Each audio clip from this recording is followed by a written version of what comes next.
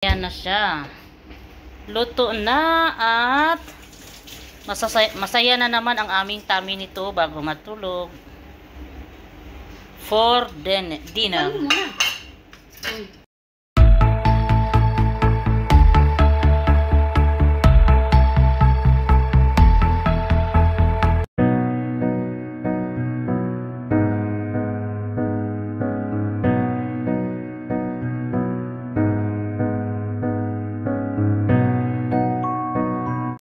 At dahil nakagawa kami, taga-video lang pala ako, ng fresh na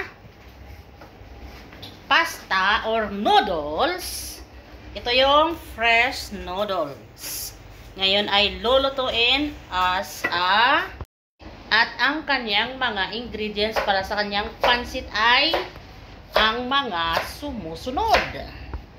Mayroon siyang carrots at green pepper. Mayroon siyang bell pepper or filfil akdar kung sa Arabic.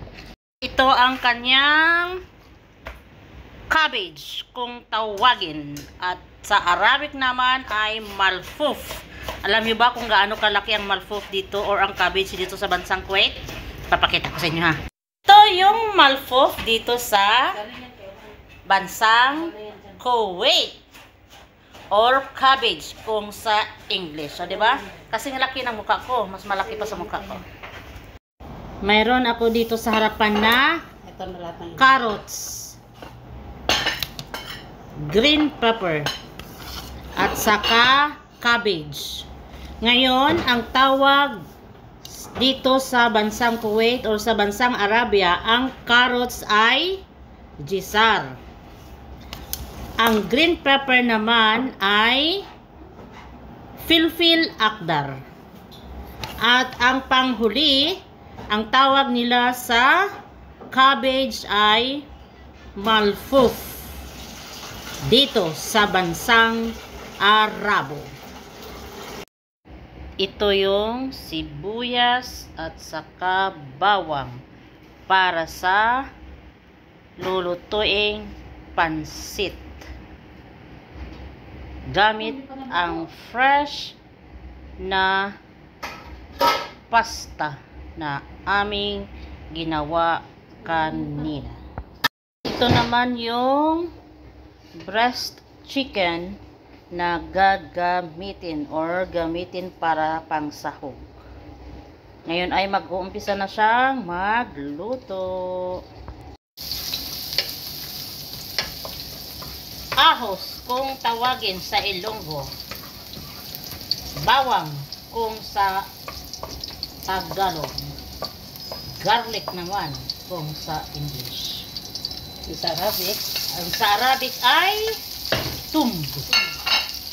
At yan naman ay sibuyas kung sa Tagalog, onion kung sa English, at sal or basal kung sa Arabic. Ayan na. Ayan na. Ilalagay na ang chicken kung sa English at manok naman kung sa Tagalog, at kung sa Arabic naman ay diyay or judge. Ayan.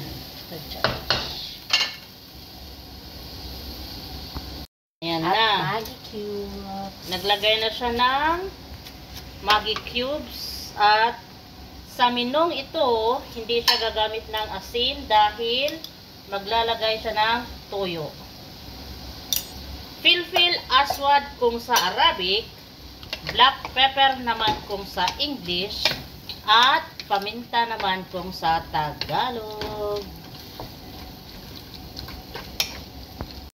At ito naman ay green pepper kung sa English or capsicum. At sa Tagalog naman ay atsal. At ito naman ay cabbage kung sa English, repolyo kung sa Tagalog, at sa Arabic naman ay malfuf. Naman ay carrots kung sa English, sa Arabic naman ay jisar. Ito yung ingredients para sa fresh canton na lulutuin. Ayan na. At dahil natuyo na siya, lalagyan siya ng toyo. At imekos-mekos. Ayan na siya. Tapos sila mag-carrots. Ngayon ay ilalagay na ang carrots or jisar kung sa Arabic.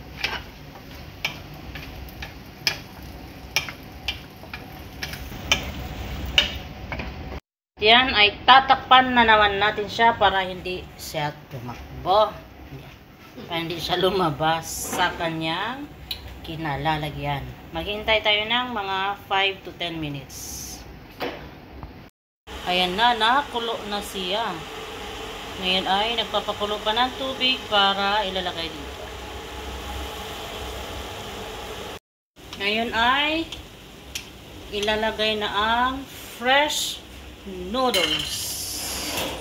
Ayan. At imekos-mekos. O, diba? Meron na kaming dinner for tonight. Fresh canton.